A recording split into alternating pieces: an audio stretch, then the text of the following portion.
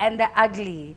So yeah, so just send them through. I don't know about the ugly ones, but he'll try. You'll try, right, Osoro? You'll try. Okay, great. That's all I needed you to say.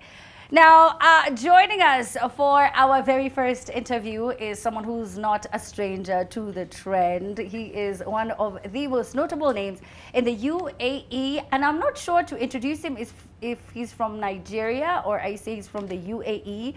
Maybe he can tell us, MKO, what's good? What's good, what's good? So you have I have my mic. Yeah, I know. you do. I think it was because I was performing with this one. Oh, so yes. yeah. Anyway. Can I take that one? Yeah, please. I get rid of it. I will handle this for you. Yeah. Welcome to the trend, MKO. Thank you. How have you been? been? Been great. Yeah. It feels Happy good New to Year. see you again. You Feels know, good to in see the you. lovely studio. Yeah. Happy New Year. Happy New Year to you. Yeah, we're gonna as say well. that till July. I know. I mean, Yeah. it's gonna be a Right? new year It's until a thing. exactly. Yeah, until you make sure you've seen everybody. Exactly. And you've gotten it out of your system. Yeah, exactly. So help me with the introduction. Do I say MKO from Nigeria, MKO from the UAE? How do we introduce you? So MKO from Africa, born in Nigeria, live in UAE. Born in Nigeria, living in the UAE. Yeah. How has that been? Yeah, it's been great. I mean, the UAE is a land of opportunity, and it gives me the opportunity to meet people from different parts of the world. I always say that's one of the most, not me, but one of the most diverse cities in the world, Dubai specifically, you know. So yeah, it's been great, you know. That's true. Music has really picked up out there. It's just become one of those entertainment hubs, you know. So yeah, it's been good. So when you say music has picked up, you mean Afrobeats or you mean just I mean, your music? Afrobeats in general has picked up globally, but I mean, you know, like people who are making music in the UAE, it has really picked up over the years. I mean, with the likes of us who have been, you know, consistent with pushing that space. So yeah, it's been good. I can, to some extent, call it home now. Oh, how long have you been there? I think how many years now? About 14 to 15 years. 14 so, yeah, it's been a long time, yeah. So you're approaching 2 decades. I know, yeah. So this is when it was still a desert at this point. I'm exactly, like, yeah. I mean, there wasn't much. There was when I moved there, there wasn't much. But then at the time I moved, it had really started to pick up. So, yeah. What informed the decision for you to move? I went as a tourist really and fell in love with the place, and the rest is history. Actually, I went.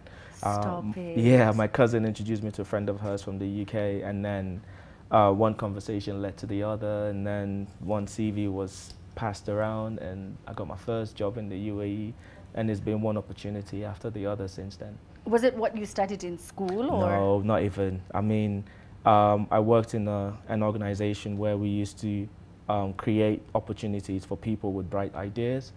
So we sell and buy investment, if that makes sense. Oh, so that's nice. I work for a company called International Holdings, and part of what we do is work with people with great ideas, and we help them get investors, and then vice versa for people who have capital investment to invest in ideas. We also look for such people as well. You should bring them to Africa. There is a lot to invest in here. That was the first job I moved several. Okay. After that, I worked with PwC.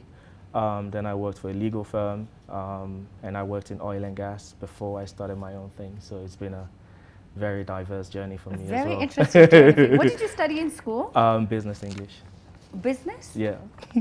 And then you just went on to do all types of things? I mean, Dubai is one of those places where, like everywhere else in the world, if you have connections, things can work out for you. Yeah. But at the same time, you can find yourself in a space where your creativity, your personality can take you far as well. Yeah. So first of all, the first job was based on introduction, but then I thrive in it, and then all the other opportunities came from work experience.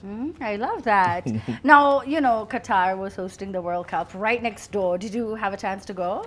On the very day I was meant to travel, I had just finished my event, Art Fusion Night, and the next day was my flight. I just literally, whilst the event was done and we were going for the after party, I cancelled my flight. I couldn't, because I was exhausted. You were exhausted? If you've been to Art Fusion Night, you would understand. Oh yeah, it takes a toll on you. It took a massive toll, and then the next day was my flight. I think I was going with a bunch of people, and we had made that plans in advance before the date for the event was fixed. Yeah. And the date was fixed based on all the other creatives that we were working with. So because I was used to finishing something, jump on a flight out, I thought that was going to be one of those, but it didn't work in my favor. So to answer your question, I couldn't make it to the World Cup. You couldn't make it? Yeah. Oh my goodness. And it was Who next are you door. supporting though? Who are you supporting? I mean, Were you supporting anybody? I was supporting Ghana, obviously. Oh, of course. Yeah, and then we all had to support Morocco at one point. So of course, we all did. Yeah, exactly. Yeah? So, yeah, that was Did we it for not me. all support France also at some point? I mean, they're also practically an African. Exactly. We You had know to what I we had to mean? support France as well. So exactly. Yeah. Yeah, and then I was so happy when I saw that was an interesting final for people who was don't watch indeed. football. It was Yeah. just as exciting, just as you were sitting at the edge of your seat. It was just so captivating. Yeah, Honestly, I don't even have any word to describe how the finale was, but Yeah. that final match, I think, won a lot of people over to the side of football. If Exactly. you were looking for a sport to enjoy, I Yeah. think that final was the one that helped you just make up your mind. Yeah. Yeah. I agree. Yeah. So Argentina at the end. Well, I guess I was rooting for for France all the way, but at the end it didn't matter to me anymore. Okay. That is true. You were like, either way, Nigeria left. Exactly. Yeah. We do not see what's going on here. Yeah. So you've been to Nairobi a couple of times. What brings you to Nairobi this time in 2023? Well, this time I was booked for a performance at Onyx, which was great, and then I decided to stick around to promote my latest single, which we'll get to it. The Man is a new project which I've just released, and based on my relationship with the people in Nairobi, in East Africa in general, it just made sense for me to make a stop after my performance at Onyx. Yeah, of course you have to tell us about it. I'm seeing it, the picture is behind you. Yes, indeed. Produced by Devon Kosoko. Yeah. And I can see, so you're trying to like remove this mask and there's a Yeah. lady behind you. Tell me about the story behind the song. So the song is completely different from the artwork. The artwork is more, it was just me as a creative, putting out an image of what we go through as creatives or as people is deep. Anyway, so in most cases, people tell you things like, I'm myself every time. There is no such thing. The first projection you put out there is a mask based on the aura around you. So you basically bounce off the energy of what's around you, and based on that is what you project, and that's the mask. And then there is the other side of you, which is battling with yourself, trying to find yourself, trying to understand your level of creativity. And then there's the third side, which is like, I'm confused, but there's someone behind you telling you, I'm here if you look closely, if you need me. I'm just right here. I'm just right here. Yeah. And that it's not just, it might not just be an individual, it could be someone from work, a co-worker, it could be your fans, but they're just here. But then at the same time, you're battling with, do you really want to hear it? Yeah. So it's just an art piece really that I've used to create my the artwork for the single, The Man. Yeah. Because as men sometimes people expect you to be strong at all times, but we have our times when we are vulnerable and everything, and that's what led to me creating this piece of art. Yes. And I don't even think it's your fault. I think it's what society dictates and expects from you. Exactly. To always lead and always know what we're going to do. Yeah. You have to be the one who finds the solutions. Yeah. You have to figure it out. You have to always have it all together. Yeah. Emotions in check. Yeah. And you don't. Exactly. And it's so frustrating for so many men because you don't always know everything and you don't always have it all in check and you don't know what you're doing. Yeah. Half the time you're just guessing You're as just you go. navigating. You really, are. Yeah. And then everyone just expects you to know what you're doing, Yeah. know where you're going. And Exactly. but do you feel like it's a lot easier now because the conversation about mental health, about men is starting to take shape and form online? Is it helping? I think it has changed to some extent now because I've come to realize that even as men, we're not opening up more to fellow men. Because back in the days, it's something like men don't do, like have that conversation like, yo, bro, this is what I'm going through, this is what's going on, even though you laugh about it, because as men, everything is almost like a joke. That's true. But somehow you've been able to voice out and there's a bit of a weight lifted off, your chest. Does that make sense? Just because you've shared. So yeah, it has changed significantly. Do you share? Do you have like a group of friends who you can be vulnerable and open with? And truly speaking, don't lie, MKO. No word. I mean, people you can call. Oh, he's waving. He's like me. There's someone off the set. He's like, MKO is constantly calling me. but here's the thing. That is why this piece of art is there. It's a conversational starter. Yeah. Do you get me? We might not open up as much, but sometimes you just need that manly company as well. You may not go in details with what you're going through, but in that moment, you just know you're with another brother who can sort of listen, you know. But yeah, I open up to those that I feel like I can trust. That is true. Yeah. And I'm just so glad that it's happening more now, because women have always had those very safe circles to share and just, you know, to just talk about what it is that they're going through, and you don't have to filter anything, and you can just say this is what's going on and no one judges you. But I feel like for men, you should just always be successful and dapper. You just always have to be dominant and then constantly, be all and it's it must be exhausting. I mean, that's the mask, isn't it? Like you always have to wear this cloak, almost like I need to be the man at all times. And with women, it's almost like it's expected for you to be vulnerable at all times. But can I say this though? You know, bro, when you open up to a woman and you are emotional or you cry, right, and you show some vulnerability, as women, we take that as a sign that you think you can be safe with us. And that is such a huge, like, listen, if you're watching and you're wondering, why is this girl not understanding that I really like her? If you can be vulnerable around her, then she knows that you care about her and you love her enough to not care about the judgment, because you know that you're safe. I swear, it's a big win. It's a big win, MKO. Next time, cry. No. When she calls you, you're like, it's not gonna happen. No. Last time we were here on the show, we were talking about Afrobeats taking over, and that was like the tip of the iceberg. And now we're seeing it. We are seeing the Grammys having this category for Afrobeats. We're seeing, you know, just so many different avenues that were never open to African music in general, because it's not just Afrobeats, the genres are many, but now they're open to it. How does that make you feel? I mean, it's phenomenal.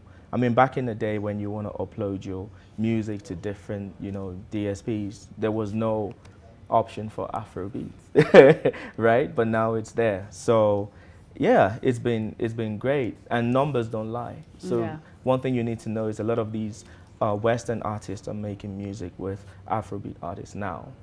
They might say it's the new wave, but truthfully, when was the last time you played Western music? So they don't do the same numbers like Afrobeats anymore. That's why the collaboration is happening so much more. So yeah, it's a blessing for us. Yeah, I'm so glad to hear that. Now, when I go to the clubs, this is so crazy. When I go to the clubs, I see Nigerians, whether they're just here for travel, they're here like on vacation, they live here. They will pay the DJs or tip the DJs top dollar to play their when favorite they song. play. No, this is after they play. They could request it, but after they play, like, they make it rain. Is that the same in the Middle East? Like, do they go request Davido and Wizkid and Burna Boy, and they're like, if you play this song, we will pay? Or do they just tip? Like, I don't understand. I've never seen any other region or any other country do that for one another. I guess Nigerians are the same everywhere. So. Yeah. Do you do the same? Like, when you listen to your jam or someone else's jam, you're like, yes. I mean, if the DJ is great, I would say, yo, my guy, nice one. Here's for you. You know, I probably wouldn't be the one to start requesting for music, but if the DJ is good, I would appreciate him for sure. Yeah. DJ E, if you could just play some Afrobeat, somebody is telling you he's gonna make it rain. Okay, DJ, so you know you're my guy, right? You know you're my guy. So yeah, I got you. Say less. Oh my God. So you're here for how long? Well, we'll leave for Mombasa tomorrow. I'm excited because I've never nice. been. I've been here like maybe 8 times to Kenya. I've never been to Mombasa, so I'm super excited for that. And then we're back on Tuesday and then leave on Wednesday for Dubai. Oh, for Dubai. And then start the year. Yeah, and then start the year proper, because I've been here now for over slightly a week today. Oh, yeah. So that's not long enough. I know, right? Because there's so much to do too here. Too much to do. I mean, my friends are thinking of buying properties Please now. buy property. I have 2 friends buy that came Nairobi. with me. I have 2 friends that came with me. They're like, this place is amazing. It's their first time. Yeah. You know, so it's an amazing place. I think they'll be coming back more often after this trip. I'm glad to hear that. Please buy property in Nairobi. No. I'm telling the people off there to just buy property here in Nairobi. Yeah. You should also try Kilifi and Malindi and Diani, and you should come again and again because they're also beautiful. Watamu is also gorgeous. Nice. You would love it. It's just so relaxed. I mean, I thought we're friends, you know. You can't be telling you're telling me all these things on air. Because you said Mombasa, you know. Mombasa is so basic. Mombasa is like, you know, you've just arrived, so they take you there, but there are so many other places to see. Do you know what? You're the 3rd person to tell me this. That it's not just Mombasa, and besides, it's super hot right now. Yes. But the thing is, they've sold it to us so much so that we have to see it. Yeah. You know, you can see everywhere else, but you still need to see Mombasa. That is true. You have to. You have to. Yeah. And one of my friends is a surfer. Yeah. Yeah. So he quite wanna, do that as well. Again, you should go to Diani. My brother, like if you want to enjoy it. But yes, you should still go and try Mombasa. Okay. 2023. What are your plans? The year just started. It's exciting, man. It's exciting because this is my first single, which is part of my EP. Yeah. And then I have a few more tracks. I have a video coming out later in the year, and I have my event, our Fusion Night in March, and I have the festival in November, and I have the same festival in Rwanda, and we're talking to a few people here in Kenya on this trip. So I'm excited. I'm more, let's see how it goes. There's just been so many things planned in for 2023. Yeah. Yeah. So you're looking like just at Fusion everywhere. At Fusion Atlanta, at Fusion New York, at Fusion Houston, Ghana, Texas. at Fusion South Africa. You're looking at it everywhere. That is the goal. That's the goal for sure. You mentioned your EP. Tell us about your EP. So my EP should be released in a couple of months, and it's called MKO, Master King Original, so I'm quite excited for that. Yeah. And this is going to be my first project where I wouldn't be featuring anyone. It's just going to be me. And the reason is I want to sort of, my first single is called Still Into You, if you ever get to check it out. And that was me, making people understand that I'm a songwriter and first before a singer. So my EP would encompass a lot of, great lyrics. So I'm super excited for that. Yeah, I'm so glad. Hearing artists talk about like their EP, because this is like your body of work. Exactly. And people don't understand just how open you become once you release your EP. Yeah, like exactly. This is your catalog, you know. This is you opening up to your audience and to your fans, and it's a really big deal, and people don't usually know that. Exactly, and as creatives, every time we always want to do what's commercial, what people consider as commercial, or what they think is, suits your style or whatever. But this time, I just want to do me, what I love. Like, if it's singing about booty, if you listen carefully, I'm not literally saying bully in the song, if that makes sense. It's just like maybe, describing a beautiful woman, but somehow there are certain words that are thrown in there. If you listen carefully, you get it. Yes, and that's how they used to do music back in the day. Exactly. It wasn't like really open, like, I want to do this to you and here and there. It was like very descriptive, but in a very respectful way. In a respectful way, exactly. When I put out the artwork for The Man, someone could have looked at it and be like, another obnoxious man just saying The Man, but that's not what it is. If you pay attention, there is so much more, and that's what I'm focusing on in my next project. Like, fun, good drive, listen to it while you're going on a road trip, and then DJs can blast it and the girls will go crazy and the boys would be like, that appeals to me too. Yeah. Oh, I like that you included the boys. Exactly. Usually most people are like, the girls go crazy and then that's it. But if the girls love the song, the boys have no choice. Because, exactly. Who are you going to see in the club? Who are you seeing? DJ E. If you go to a nightclub, right, you're playing, do you play for the ladies or for the fellas? For the ladies. For the ladies, right? Yeah. If you're doing an event, you do the event to attract the ladies because the fellas will follow the right? Definitely, yeah. If the ladies are dancing, the boys are gonna, Be on the dance floor. Be on the dance floor. Acting creepy as usual. I don't know why they do that. I don't know why they do that.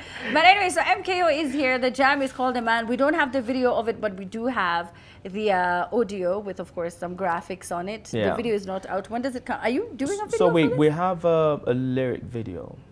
It's actually the official video, but it's not like a music video. It's you know, it's an animation of me having a studio time with my female partner, you know, and the lyrics is there. So it's more like I want people to listen to the song, then pay attention to the visual. Do you have a female partner in real life, not in music videos?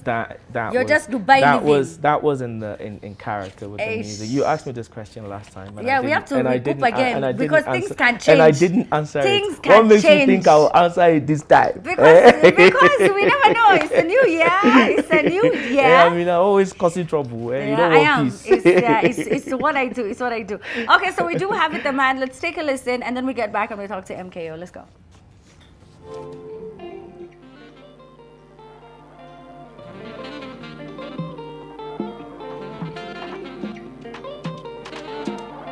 Can we replace the fight with love?